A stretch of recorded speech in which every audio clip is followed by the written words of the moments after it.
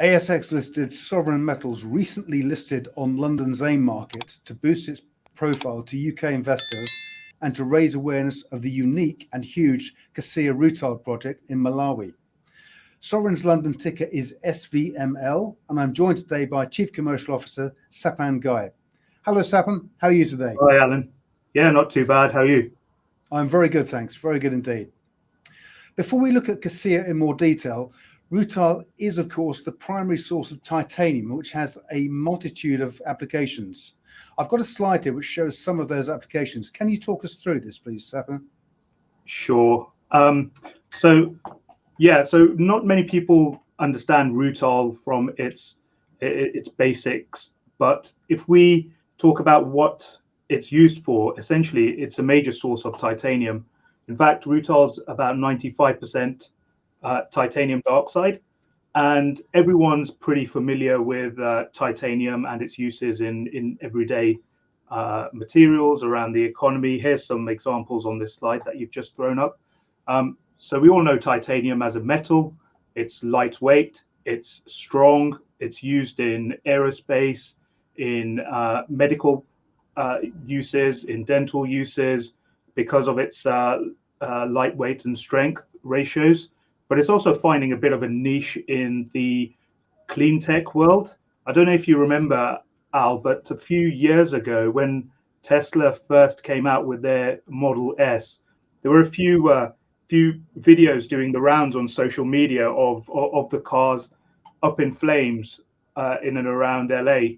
And what had happened there was essentially the first initial couple of Tesla Model S's had curbed or hit something on the road that had impacted the battery, and the battery had ignited. That's essentially what was happening there. And what Tesla did very quickly to sort that out and to cure that issue was they encased the battery in each Tesla within a titanium shell. So you can see how titanium is becoming quite useful for clean tech in the EV world. In aerospace, because it's lightweight, you can get planes to fly for longer on less fuel, which is great for the environment. We've got a little picture here of an offshore wind farm. The reason for that is these offshore wind farms are out in the sea. The sea is quite a corrosive environment. How do we mitigate corrosion of the towers that these wind turbines sit on? Well, they're coated in titanium, which withstands the corrosion there. But okay, so that's titanium metal. Yep. But the vast majority of titanium used in the world economy is actually within the pigment industry. So that's coatings, paints, plastics, anything that has been painted, specifically painted white, or any kind of brilliant color that's not come from other natural pigments, has titanium dioxide or TiO2 within there. Okay. You can start to understand that actually titanium in everyday use is much more around us than we realize. Of course. And today you've announced your first offtake memorandum of understanding. That's right. That's right. So today we announced that we have signed a non-binding MOU with Haskell International. Haskell International is a US-based but fairly international processor and distributor of ferroalloys and specific metal products. One of those key ones is, of course, rutile for us, and they distribute rutile specifically into the welding industry, which is a huge industry. In fact, I just realized a week ago that it's a $30 billion and climbing industry. So it's massive. Rutile is used in welding. About 30% of the world's rutile is actually used in welding as part of the welding flux. So yeah, we're very happy to have signed the MOU. The MOU covers about 25,000 tons per annum of rutile. What it means for us is, number one, it validates our product and that it can be premium spec product, which is the type of rutile that's required in the welding industry. Number two, it allows us to understand where our pricing parameters are going to be, because rutile used in welding actually gets about a 25% premium above usual contractual prices. So today you're talking up to $2,200 a ton. That's excellent. That's a really exciting development today. Now, talking about size, I said at the start that Kasiya was both unique and huge, both in regard to its location, the vast combined indicated and inferred resource of 605 million tons of rutile, and of course the graphite byproduct. This has really gone under the radar, hasn't it, Sap? Yeah, it has. I think it's worthwhile just touching on the history of Sovereign and trying to understand how we got to this point of owning what we call the largest undeveloped rutile deposit in the world.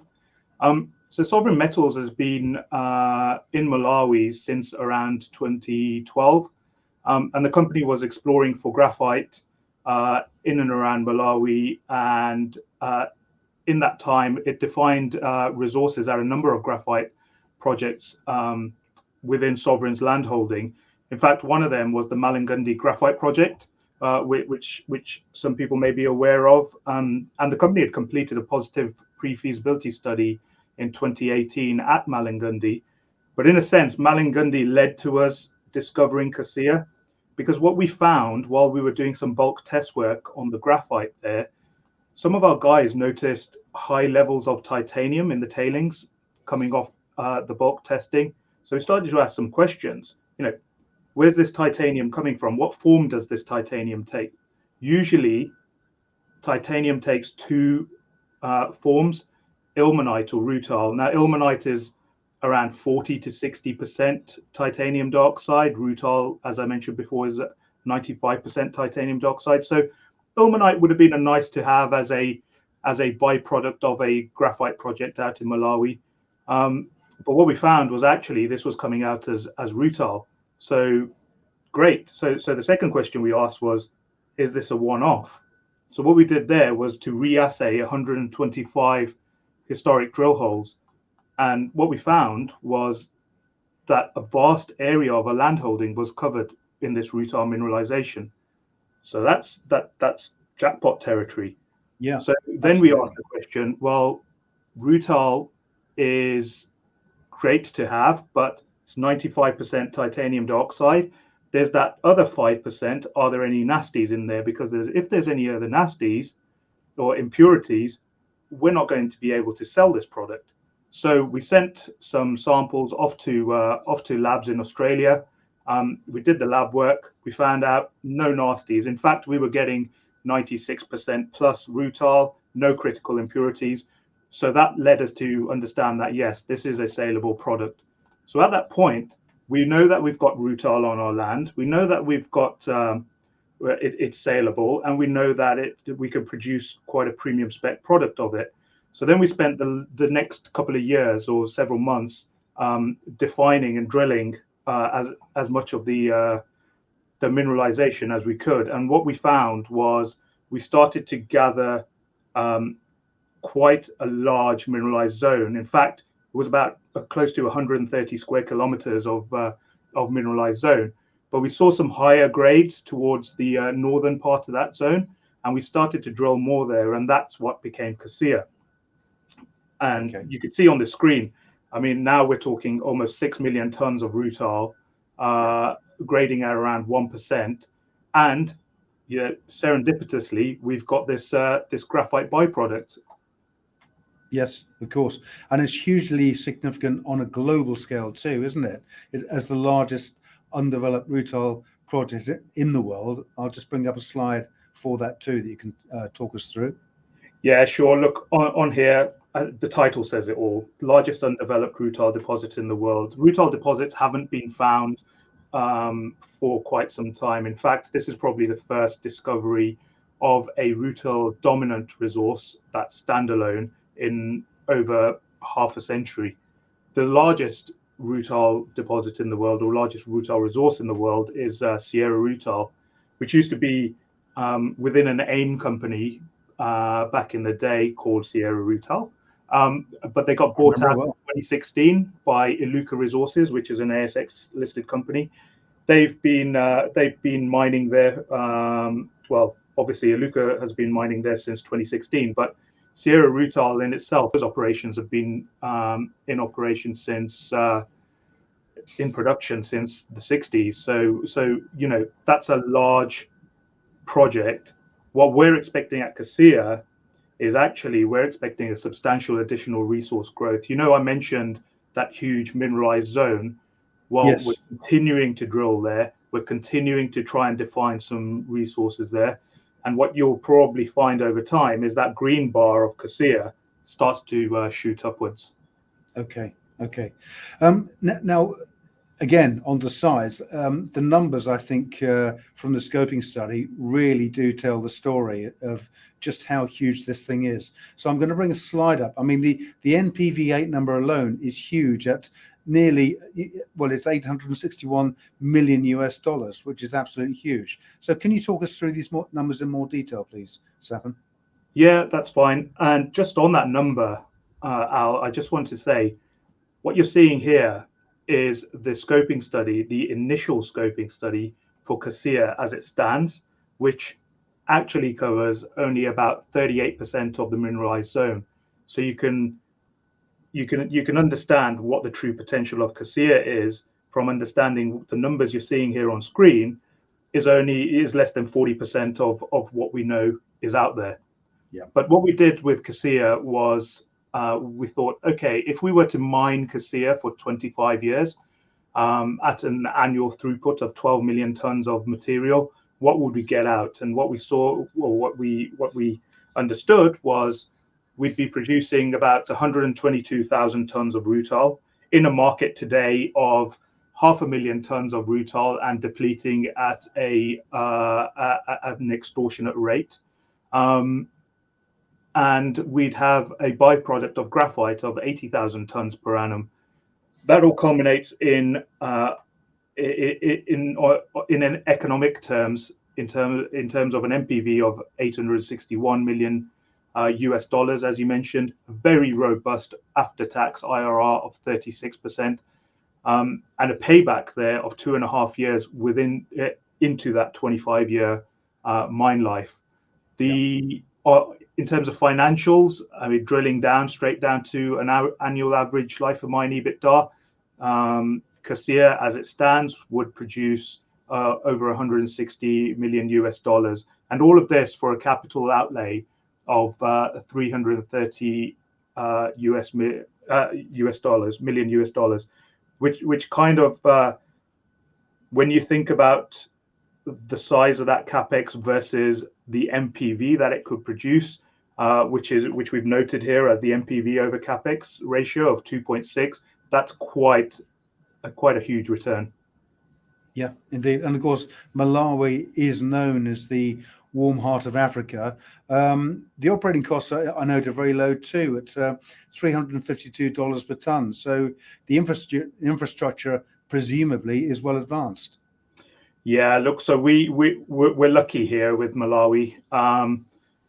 We wouldn't be having this conversation, 15 years ago, when Malawi, as a landlocked country, didn't have any real access to the seaborne market, to ports.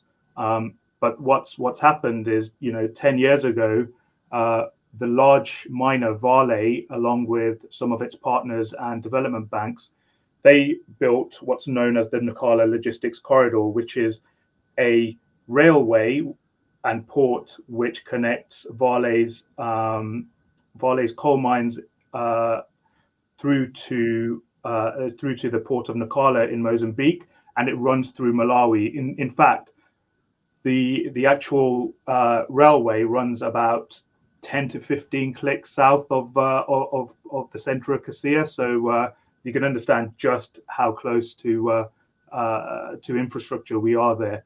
And Nacala is, the one of the deepest deep water ports in Africa. So the connection there, we've done enough work to understand, actually, if we were to bag this rutile and put it on a truck down to the railway, get it on the rail takes it onto a vessel, and it's loaded on the vessel, how much would that cost us? and it looks like it would be just north of $50 a ton. Now, when you're talking about rutile and its current spot price of above $2,000 a ton, you see why this is fully doable. It makes an awful lot of sense indeed. Well, look, Sapan, we're running short on time.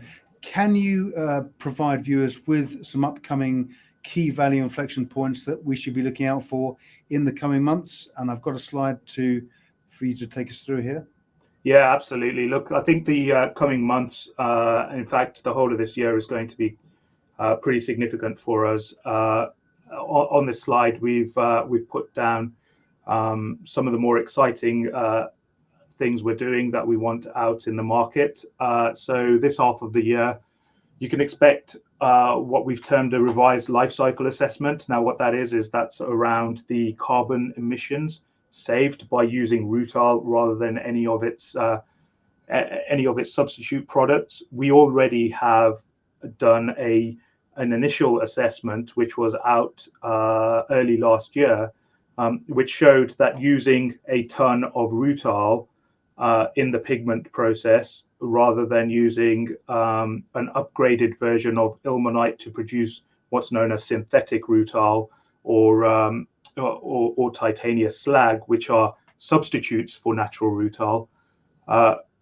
The use of natural rutile would save, a ton of natural rutile used in that process would save almost 3 tons of carbon dioxide emissions. So that's a great tick in the box for natural rutile.